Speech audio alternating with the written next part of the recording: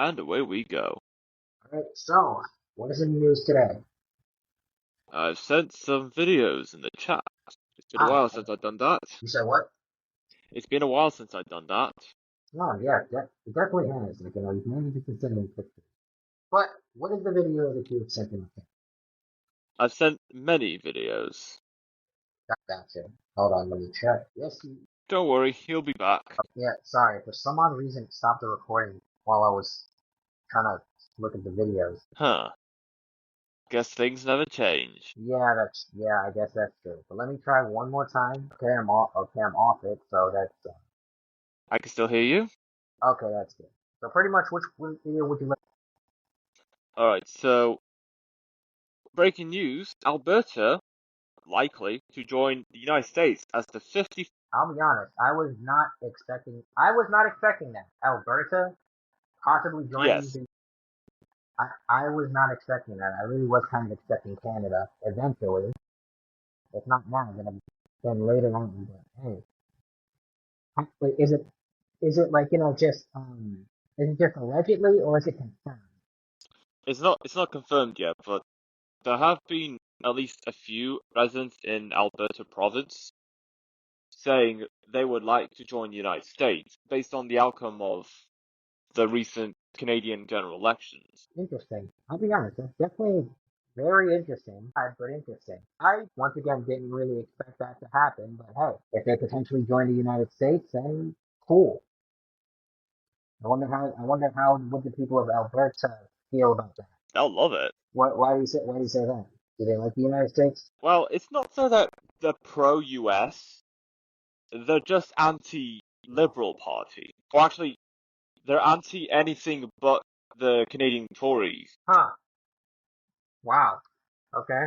So if someone other than so if pretty much if someone other than Trump were to come into office that went against their ideas, what would happen? Would they separate again? Want to separate? The reason why Albertans would want to join the United States is because they don't like most of the systems in place by the Canadian federal government. And the Liberal Party has been in charge of the Canadian government for quite a few decades. What? Huh. Okay. Well, does make a little bit of sense. But hey, what's more, if they're a part of the United States officially, then congratulations. If they're not, then well, doesn't really does not really necessarily affect me. And if it does, I can't really see how it would affect me right now. Yeah, So, I mean, it wouldn't matter if they were a part of the United States or if they weren't a part of the United States. Regardless, it is what it is. But very yeah, true. yeah. But at the end of the day, you know, congrats if they are, congrats if they're not. Does not matter. But yeah, is there anything else in the news? So, other stuff in the chat I've sent a while back. Let's see. This is interesting. And Antarctica gains ice. Antarctica, what? Antarctica gains ice. Gains ice? Yes. What was it? I think I remember hearing something about how the ice was melting for a long time or something like that. Yes. And Huh. a few days ago, news has came out that Antarctica is gaining ice as opposed to losing it, like we've always heard. So it's a change for once regarding Antarctica. Yeah, I mean, I will say that. I mean, Antarctica is at least gaining something rather than losing something, so that's good to hear. And for the most part, Antarctica, what caused the sudden change though? Like, what happened? Like, how? Do they explain how Antarctica is now gaining ice? The video I sent in the chat does explain it. I Oh, will I'll play for you now. okay.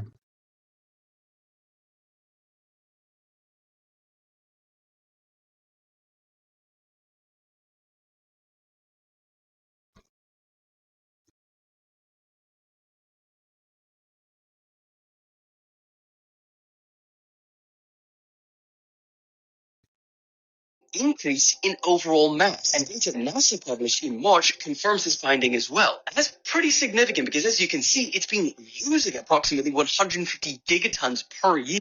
Okay, hold on, there's one. here for decades. And it's not just that, because data from the NSIDC covering the period from March 2024 to February 2025 indicates that the surface mass balance from the Antarctic ice sheet is nearly 200 billion tons above the 1981 to 2010 average. However, caveat to all of this good news, as of right now, climate scientists believe that this is a short-term anomaly, not a reversal in trend, and West Antarctica continues to experience significant losses. But the question is, what do you think? Interesting.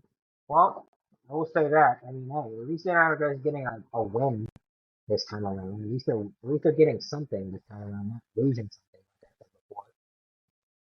And well, I will say this, man. It's just a good thing. It's just a great thing nonetheless that so we get something to Antarctica. Kind of ironic how their whole thing is ice, but they were like losing ice, but now they're gaining it back again. So that's good to hear. Absolutely. Yeah. Do you have anything on that too? Well, it's great to see that ice is regaining itself after so long. I'm sick and tired of hearing about the ice is melting. Like, yeah, I get it. The ice is melting. When will there be ice regained again? And here we go. Or at least for a short while, ice is coming back. Well, let's hope. Eventually. Well, let's hope that short while turns into a long one because they're gonna need. They're Antarctica is definitely gonna need it. Yeah. Yeah. Also, I wonder, does anybody actually live in Antarctica, or is it just like a frozen visit? People visit. Uh, there are people there, but not permanent residents. It's just scientists doing research over there. That makes because some people do. Because some people love the cold Yeah, for, they do. for some reason. Most people hate the cold for a justified reason. It's cold. Who would want to be in that all the time? But yeah, hey, it's good to hear that about Antarctica. Yeah. I mean, but anyways, is there anything else in the news? A man attacks Turkish opposition leader in Istanbul, raising fears over politician's safety. Interesting. Is there more in the story? Özgür Özel, leader of Turkey's main opposition, CHP, was attacked by a man in Istanbul on Sunday as he left a memorial ceremony.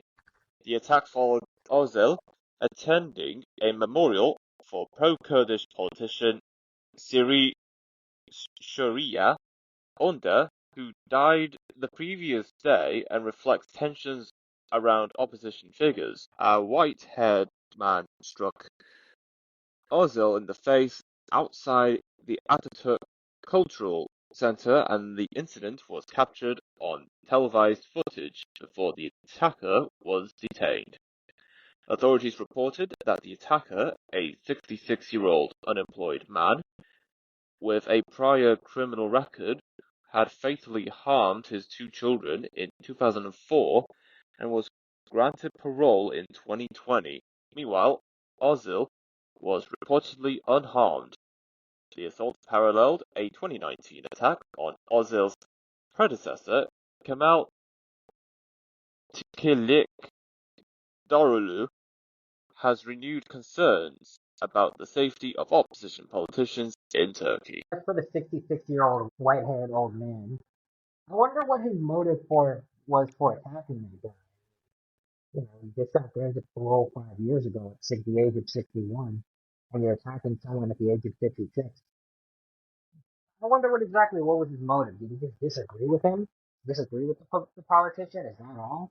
I would assume so. Yeah, it's likely that there are possibly opinions that someone may not agree with, and thought, I hate this guy so much, I want to do something to him, and they did exactly what they did. I don't really get that. I don't know why that is a thing where people attack people just because they disagree with their opinion.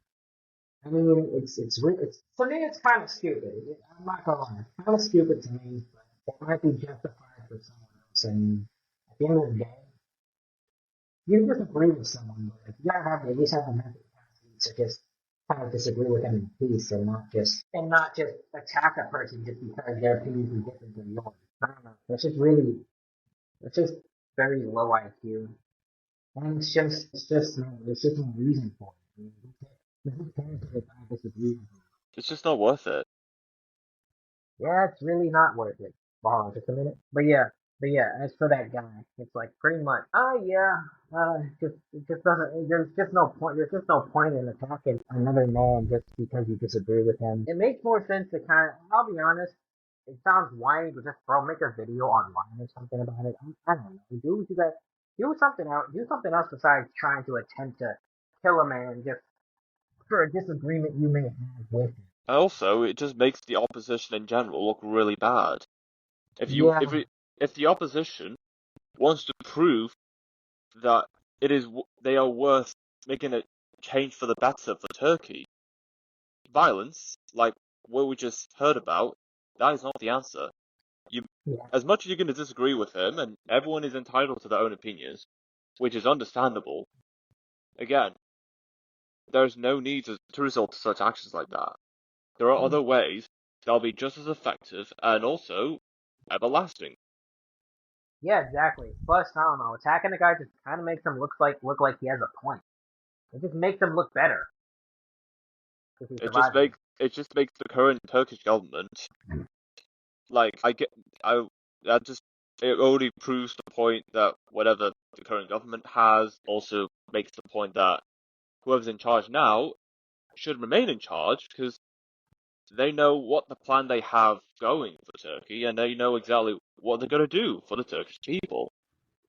And that is Yeah, why, by resorting to such violent actions, makes no sense in terms of any long-term benefits. yeah, it really doesn't make any sense whatsoever in terms of long-term benefits.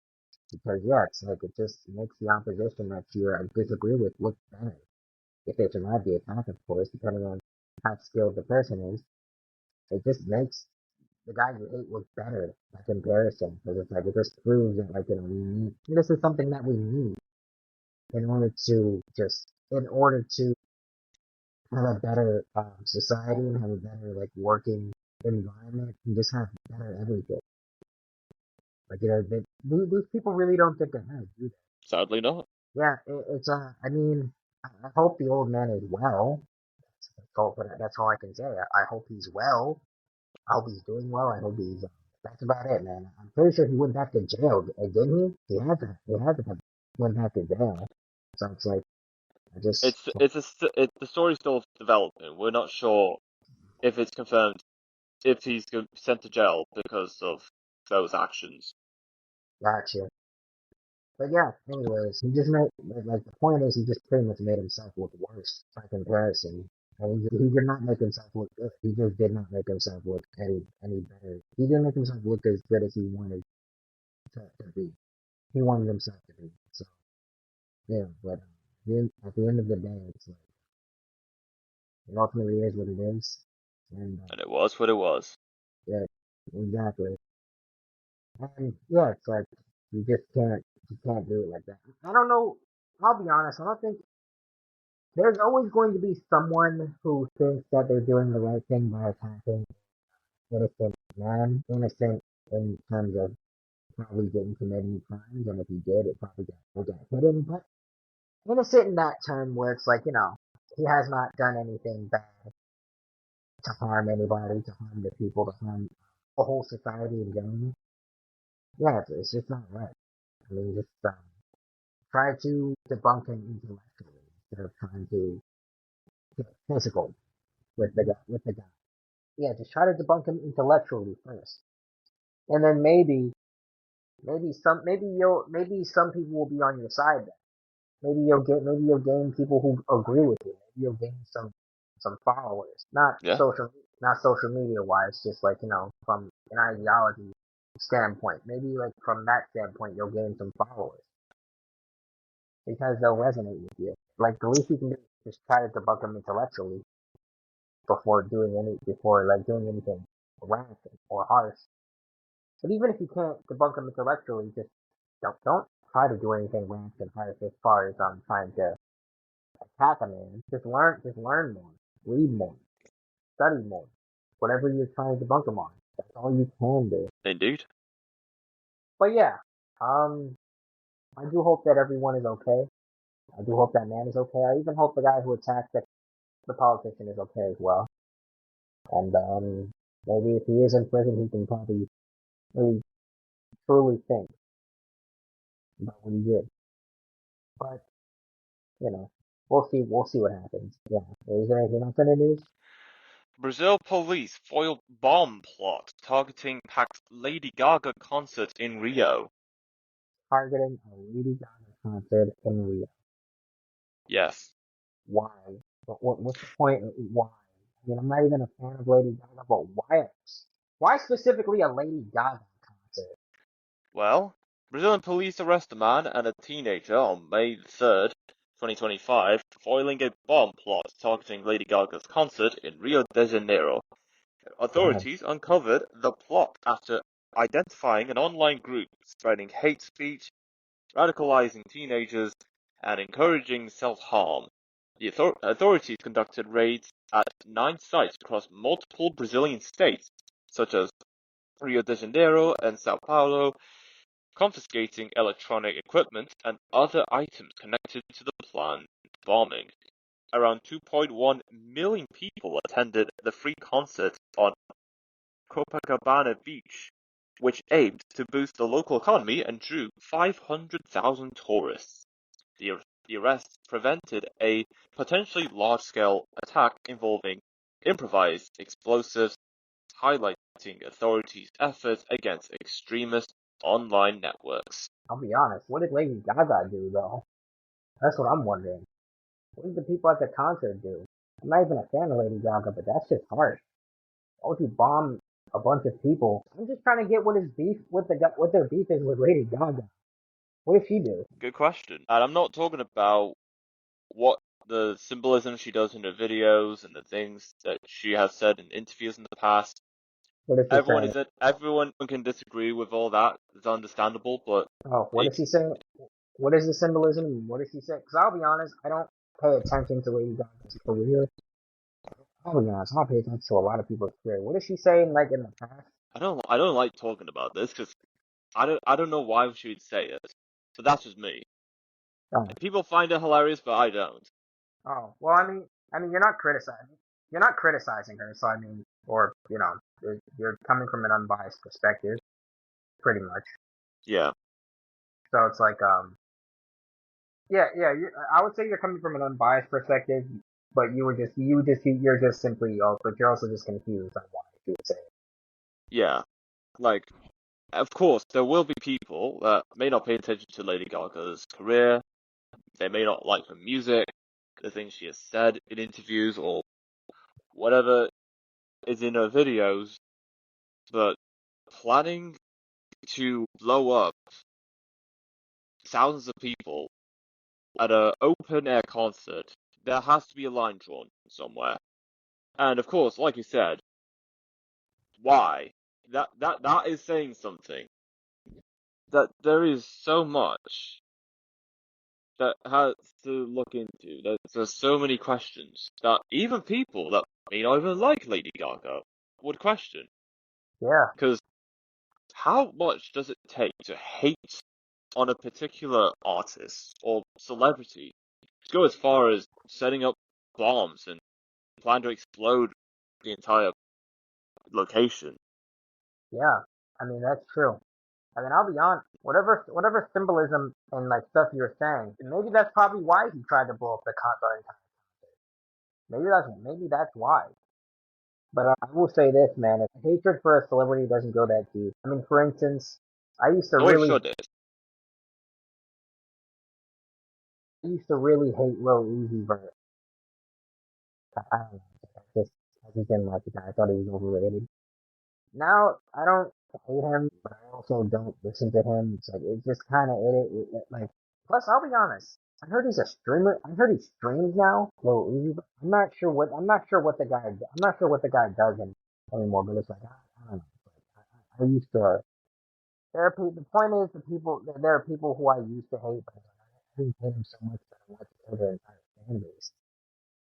It's just whatever. I mean, it would be wrong if you just targeted that one person specifically who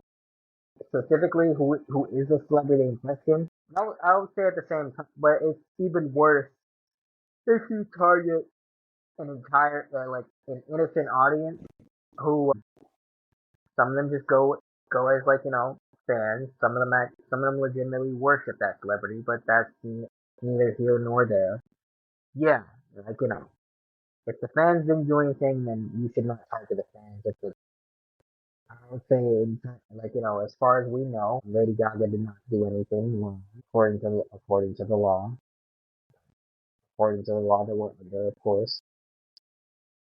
Nothing that we know of, at least. But yeah, nothing that we know of, at least. But, like, yeah, she didn't do anything wrong. So it's just, I don't know, man. If there's something that they know, then, like, say it. But that's all I gotta say.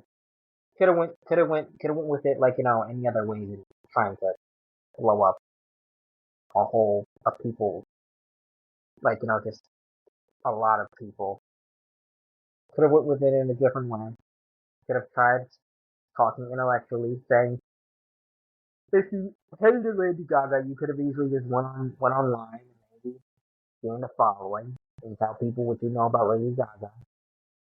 If she's done messed up things that you know about, or if you met her personally and she did something to you, then just say that. Don't blow up everyone for listening to her. I'm not saying he said. I'm not saying that Lady Gaga did anything. I'm just saying, like, if there's something that you know, then just say it. Don't hurt anybody.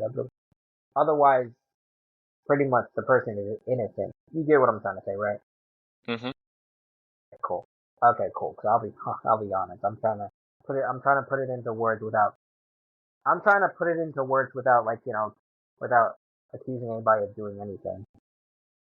Yeah, but anyways, is there anything else in the news? Zelensky says won't play Putin's games with short truce. Won't play Putin's games, huh? Ukrainian President Volodymyr Zelensky dismissed a 3-day truce ordered by Russian leader Vladimir Putin as theatrics, stating Ukraine is ready for a full ceasefire.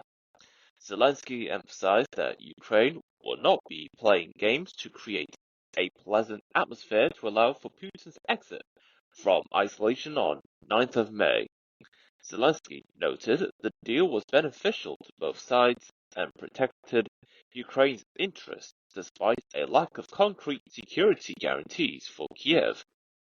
He explained that Russia's proposed ceasefire is simply aimed at creating the illusion that Putin is emerging from isolation. 3-day truce. 3-day truce. Well, we'll say this. No matter how many days the truce lasts, if it's beneficial to both sides, I wouldn't know why you wouldn't take it. I mean, clearly your men would most likely want you to take it. Clearly your country would want you to take it. So my question is, why didn't he take it? Well, I actually know the answer to that question, but that's besides the point. Pretty much, like, it's just, yeah, I really don't really have much to say about that. How about you? There are so many motives, even if there are so many benefits. There's always going to be, well, things happen for a reason, and for that reason alone, and maybe more, but most likely, if there is something that is the root to what happens now, whoever is responsible, they'll do what they can to ensure that whatever their main priorities are fulfilled. So it's not a case of how many people benefits. It's about, do people get what they want in the end? That is a good point. I would say that's a great point. It just depends on will you get what you want at the end of it.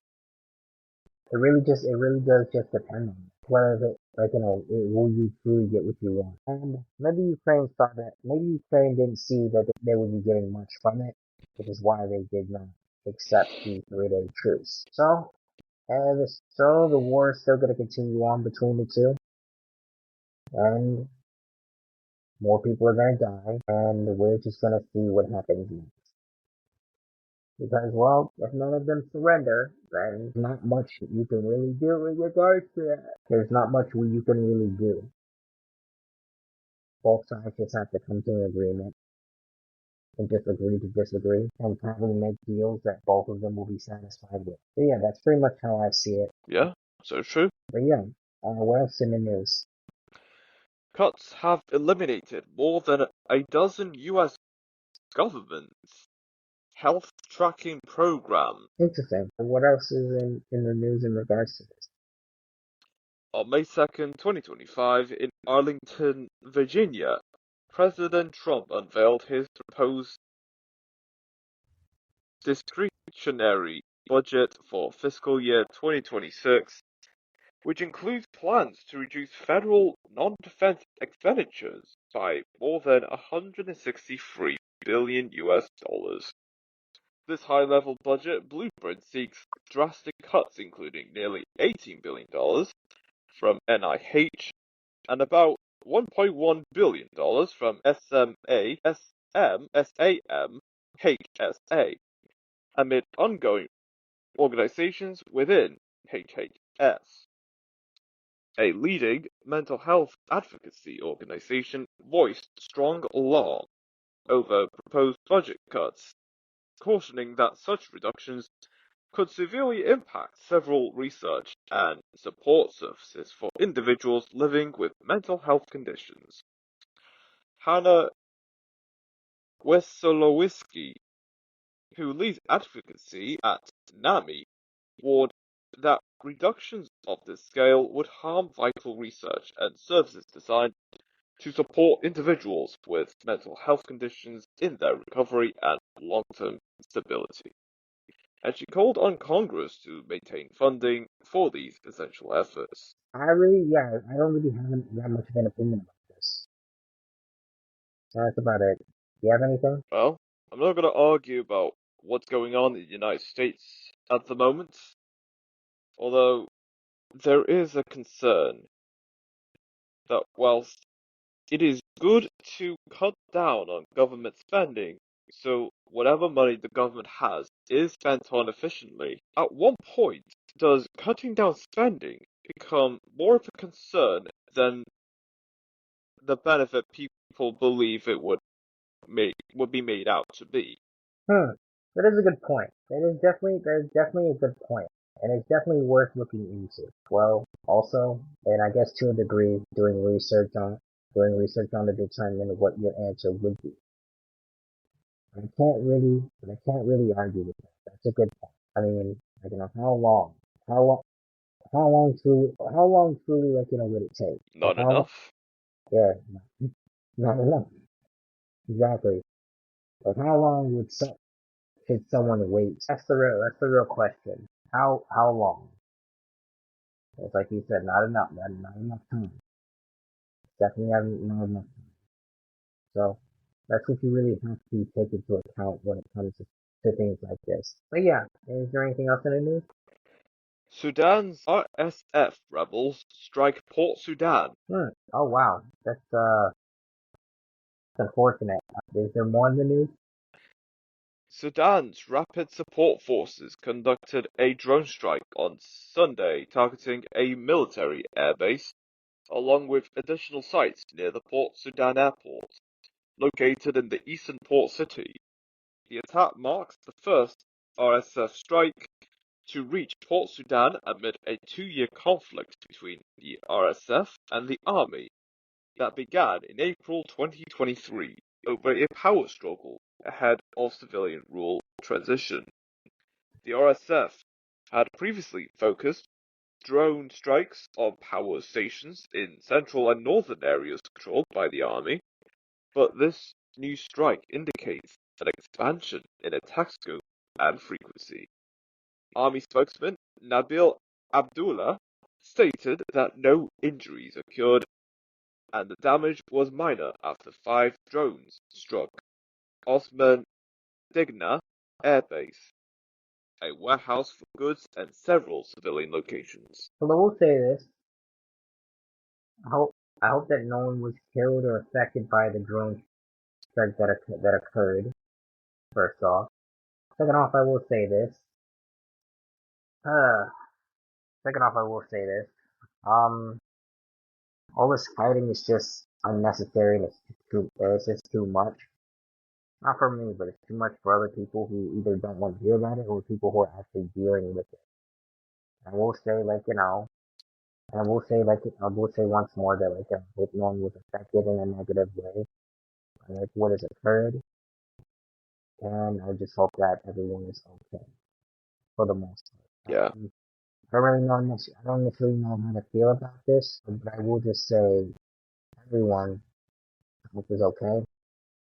I hope nothing bad happens to anybody. Maybe some minor injuries, yes, but I hope there was no deaths involved. So even so, no matter how much you fight, you're always going to be you're always going to be at the short end of the stick. So yeah, that's all I gotta say. Is yeah. there anything else? Gabon swears a former military chief as president, signaling return to constitutional order. I'm sorry. Who did? I'm sorry. So, Brice Oligui Nguema officially assumed the presidency of Gabon on Saturday after orchestrating a coup that brought an end to the Bongo family's long-standing rule.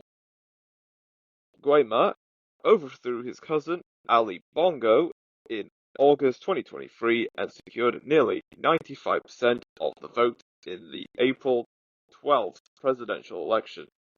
The inauguration, held at a packed stadium north of Libreville, drew 16 African heads of state and marked the end of 19 months of military rule.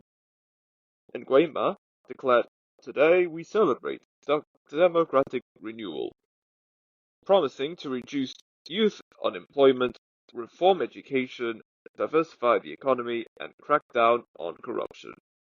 Gabon's return to constitutional order allows it to re-engage with the African Union following lifted sanctions, while facing challenges like high youth unemployment and infrastructure deficits. You have any thoughts on this? Well, all I can say is, after after who knows how long the event has had been going on, it's nice to see that people in Africa, the people and the heads of states, gather round and, well, look and witness what is to come, as well as the next chapter in Gabon's journey.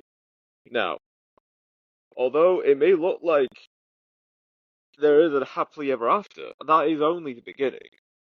We're not too sure what else is to come out of Gabon, or anything within its government, or how the people of Gabon live their lives. So, although it may look good for now, who knows what travesties and devastations would be yet to come when people least expect it. And also, people are not going to talk about, and this applies to any conflict in Africa, Middle East, or somewhere in Asia. People don't care about military coups, civil wars, or any conflicts between people and governments and whatever military rule goes on, unless militaries of Western nations get involved. Then people would side with whatever Western nation or big military powerhouse takes the side with whatever side in the conflict. Yeah, I 100% agree. The work is really never over.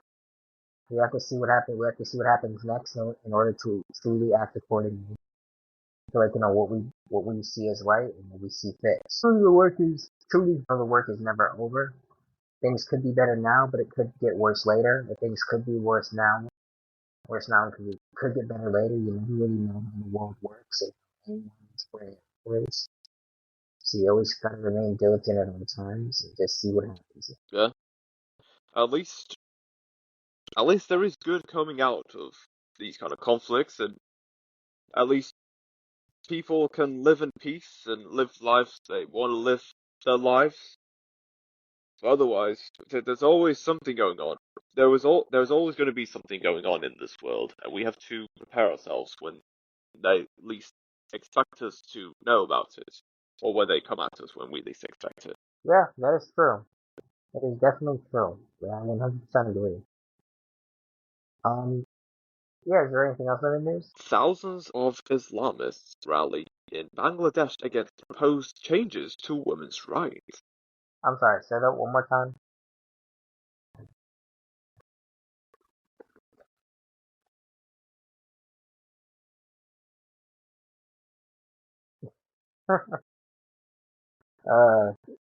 What does the rest of the story say?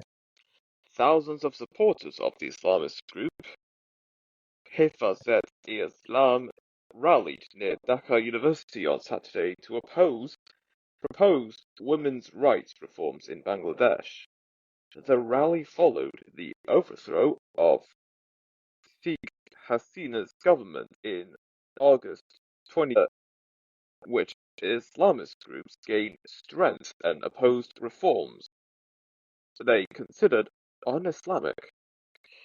Hifazat-e-Islam, composed of political parties, religious schools, and Muslim organizations, demanded abolishing the government Women's Commission that promotes equality and condemned cultural events they deem anti-Islamic. Leader Muhammad Umar Farouk emphasized that in a nation where Muslims make up the vast majority at 92%, any government action perceived as opposing Islamic principles would face immediate opposition from the group. The rally indicates surging religious activism and suggests continued pressure on the interim government ahead of elections scheduled by June 2026 under caretaker Mohammed Yunus. Well, we'll say this. So let me get this straight. An Islamic group was protesting for women's rights, Yeah, like in terms of like what clothes they can wear, like those are just a few examples. okay, like them not wearing like provocative clothing. Well, they haven't said anything, any clothing that's provocative because, well, I would if assume, based on what I know about Islam, I would assume they were protesting on women wearing like hijabs or something like that. I would only assume because it's like this is Islam we're talking. yeah, you do make a good point. But of course, it's not just women just covering themselves up. There's also, and it is likely, there could be protesting about women in the workforce, women driving, perhaps, or what else? Women to have their own bank accounts, or possibly women traveling to wherever she wants to go without needing a man. These are just like broad examples that what most people would protest regarding women's rights within Islam. But of course, there could be more within Islam, or just more within about this protest for women's against women's rights that, well, would come as a shock to us. Well, mostly me, because who knows? Yeah, I understand what you're saying. All I see is that if obviously this is some like Islamic agenda, then yeah, they're really trying to turn the West into like an Islamic country, and I don't know, man. It's like it's just never gonna happen. It's just never gonna happen. I mean, if you want to do that, fine. But obviously, there are many people who are gonna look on the internet and see like, oh, maybe this isn't like such a good idea. Maybe this isn't such a good idea, or like certain things that they say is not such a good idea. Well, because frankly, yeah, if you go online, if anyone goes online and they look up the real Islam, it's not as good as most people want you to believe it is. So yeah, it's like protest, protest, protest. You know, obviously, unlike most people, I believe that with their protests, they will try to attempt to take some form of action instead of just screaming and shouting and just doing unnecessary things. But there's not really much I want to say on Islam. I mean, I have to specifically would want to do specifically. By meaning, I would have to know exactly what kind like I would like to I would have to know what kind of like it needs to be more specific in like what they want and how they want it and how they want it done in order for me to make it fair and so, but yeah, like for the most part, I will say this: it's good. I mean, if it has anything to do with just making like the country Islam just territory, then just we'll take that back home. But there are a bunch of Islamic countries. Why do you choose the United? Why do you choose the West? Why do you choose the United States if it's not their cup of tea? That's just me, though. Is there anything else in the news? Researchers develop explainable AI toolkit to predict disease before symptoms appear. To detect what? Researchers at the University of Utah introduced Risk Paths, an open-source toolkit using explainable artificial intelligence (XAI) to predict chronic diseases before symptoms appear, potentially transforming preventative healthcare. To predict. I thought you said to protect. Okay. Well, I will say this for the most part. I mean, I'd say that's a pretty good thing. I mean, if it's predicting like deadly illnesses and diseases, that's a great thing. I mean, Yeah, don't get it wrong, don't get me twisted. They could probably because this is like AI, they probably could be a little inaccurate about like their analysis and what they predict and what they see. But I see this as a good thing because it can definitely help people uh, get to the root of what's wrong with them and try to treat it as quickly as possible before it takes root and before it gets any worse. So I personally don't see any problem with that. And obviously, as things get better, something is ultimately going to get worse. With this AI, I'd say in terms of like AI in general, it's probably the only good thing that would be useful in terms of everyday life, in terms of catching diseases that need to be treated immediately. But yeah, that's a good thing. yes, very good. Yeah. Yeah, for the most part, that's all I gotta say about that. Yeah, it's like, there's really nothing more to say except like that. Good job. That's good. That's a great thing. Good job. Fabuloso. Exactly. But yeah, anything else in the news? Houthi missile hits near Israel's Ben Gurion airport. Of course it did. Yep. Any more on the news? On May 4th, 2025, a missile fired by Yemen's Iran-backed Houthi rebels landed near Israel's main airport in Tel Aviv, briefly halting flights and commuter traffic. The attack occurred amid the Gaza war, during which Houthis have repeatedly launched missiles in solidarity with Palestinians, despite a recent two-month ceasefire and ongoing US strikes against them. Israeli security forces inspected the impact site, revealing a crater several dozens meters wide and deep, while authorities reported multiple attempts to intercept the missile before it landed. Israel's defense minister Israel Katz promised a strong retaliatory response, declaring that any attack against Israel will be met with a force 7 times greater, as flights at Ben Gurion Airport resumed after a brief suspension.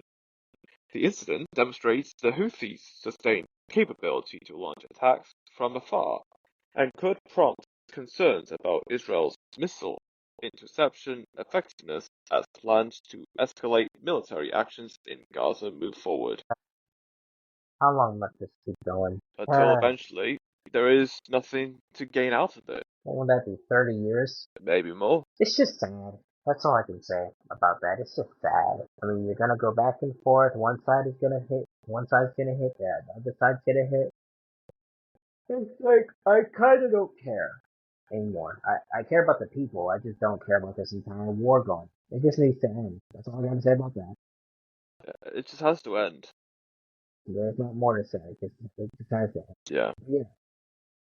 Anything else? Albertans rally for separation, saying things won't change under Confederation. Okay. It doesn't say anything about this woke thing. There's more, yeah. Some Albertans are calling for independence from Canada, claiming we have to divorce from the abusive relationship with Ottawa, as stated by Cameron Davis, a leader of the breakaway movement.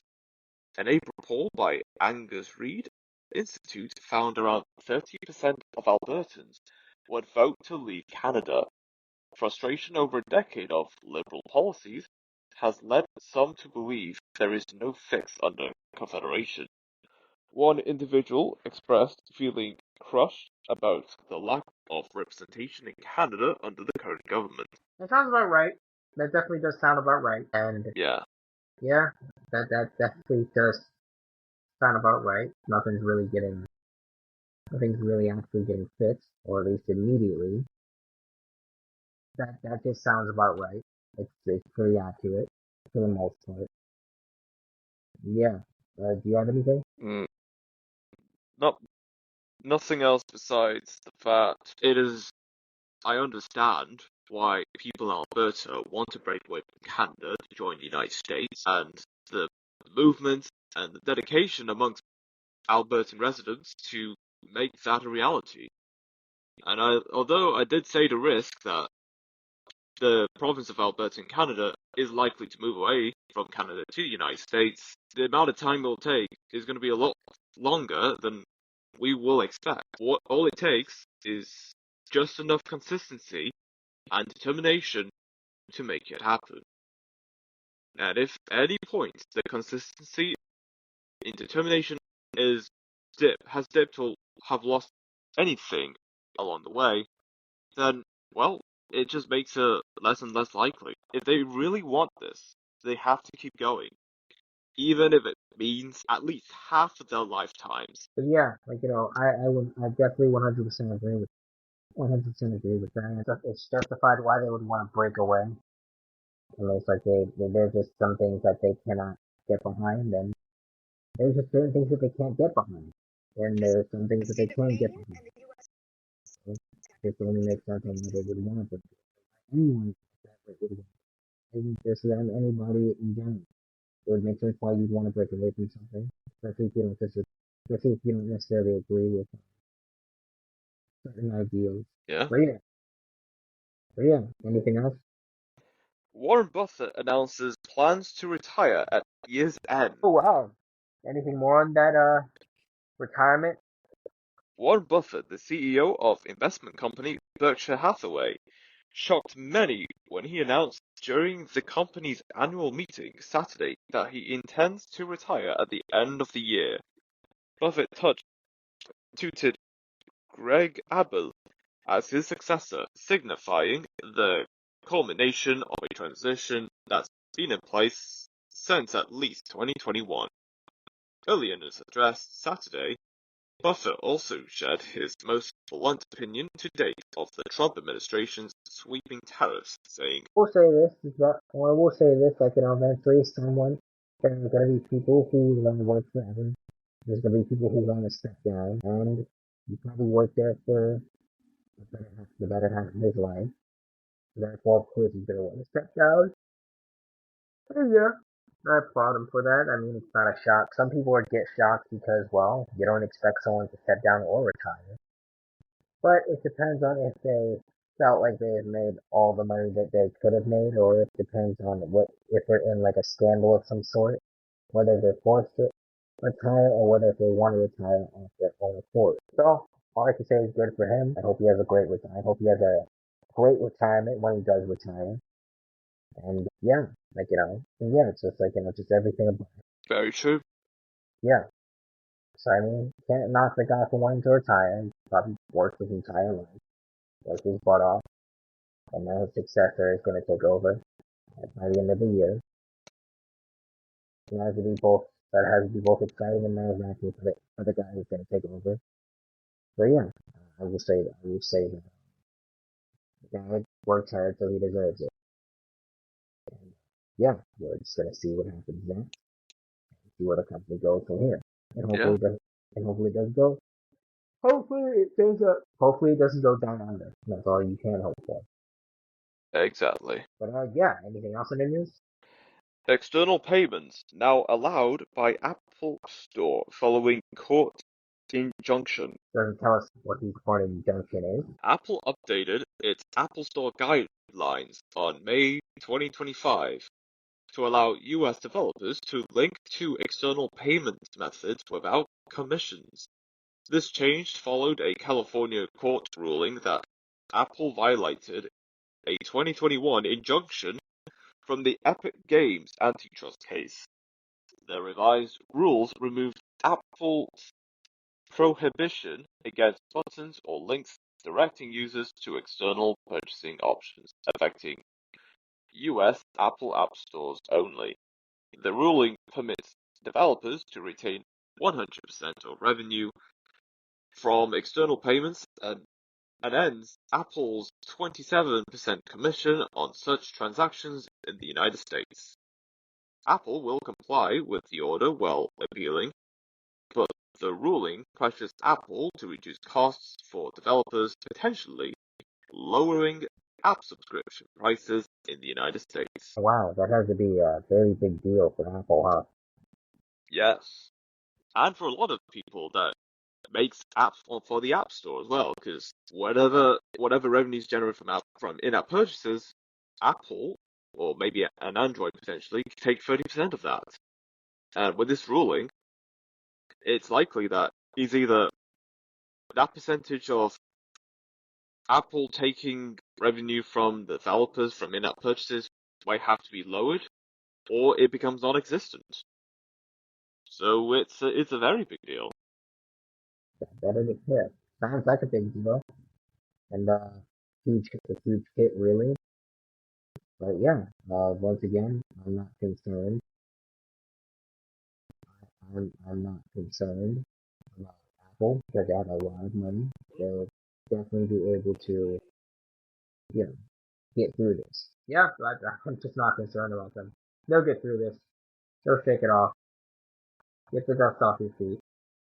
They got this. I don't really know what else to say. They just got this. They'll get through this. And yeah, they gotta be with them all. But yeah, they got money. Uh, just not concerned. Can you Yeah, hear me? yeah, I can still hear you. Yeah, it's a huge hit though. Huge hit. A couple of changes, but they'll get used to it. But yeah, is there anything else in this? That is us. Alright, peace. Peace.